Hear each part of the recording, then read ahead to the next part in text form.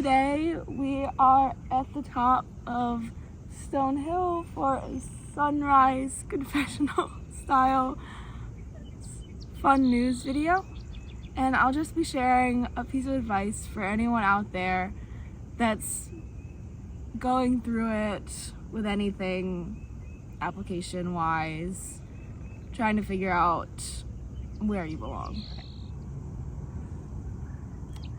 When I was in 9th grade, my mom and I went to a college admissions meeting, and in the car beforehand in the parking lot, I was looking at schools, and I came across the Georgetown International Relations School.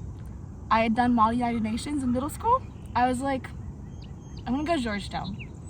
And I spent the next 4 years of my life trying to go to Georgetown. It was my absolute dream in life. It's all I wanted. I did all of my everything because I was going to get into Georgetown. And yeah, I got deferred, and then I got waitlisted. Shit. We're gonna get demonetized. I can't curse. I can't be monetized anyways.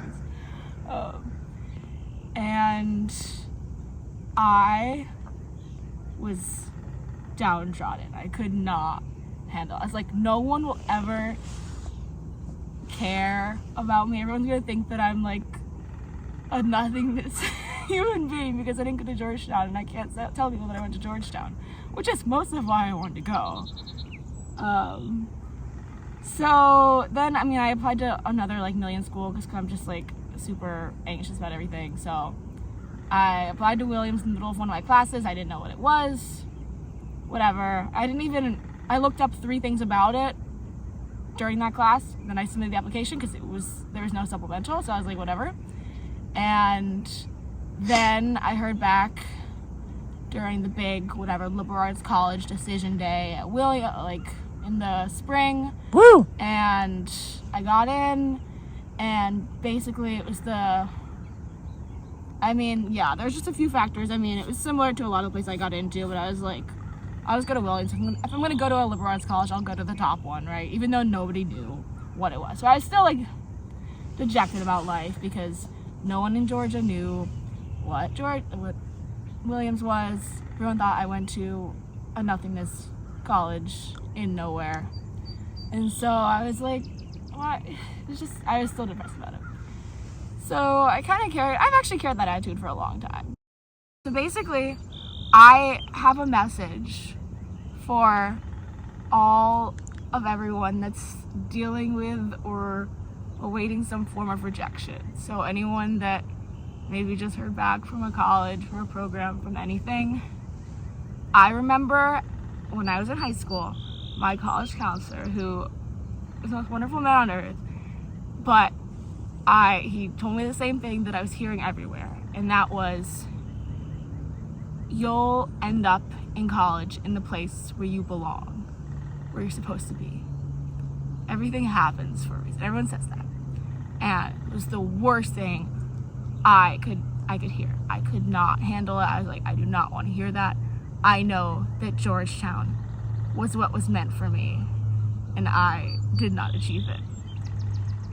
But I can give you at least 2 very concrete reasons why, as much as I hate to say it, he was absolutely right. So one thing that happened at Williams was that I do art. I always did art ever since I was in preschool. My earliest memories are doing art, but I didn't take it seriously. It was not a career. I didn't focus on it as much as I spent a lot of time on it. I didn't see it as anything necessarily. If I had gone to Georgetown, where I wanted to go, I would not have been able to do art, to actually practice art, because I would have been stuck in the international relations department, and that would have, it's a separate school. So I would have been completely stuck. I could have taken art classes, but I could not have done what I did here, where I was taking political science, but honestly I was focusing on art. It was actually more. I did more classes, everything in art. I was able to actually do it I had the facilities that I would not have had there. So that's one thing that would not have happened if I got my original dream. The second thing is what happened last Friday afternoon at 2:26 p.m., which is that I got the Watson Fellowship to travel the world broadly, anywhere I want, almost, to do art. So, Clock it. just spending a full year of my life, handed $40,000, incomprehensible, just to wander around seeing what I want to see in the world as an artist. There are 41 colleges that are eligible for the Watson. Williams is one of them. Georgetown isn't. I would not be doing the ultimate dream of adventure if I had gone to where I was supposed to go in my original dream. All of this to say that as much as I hated to hear it, and as much as I still hate to say it, people are right that you belong where you're meant to belong.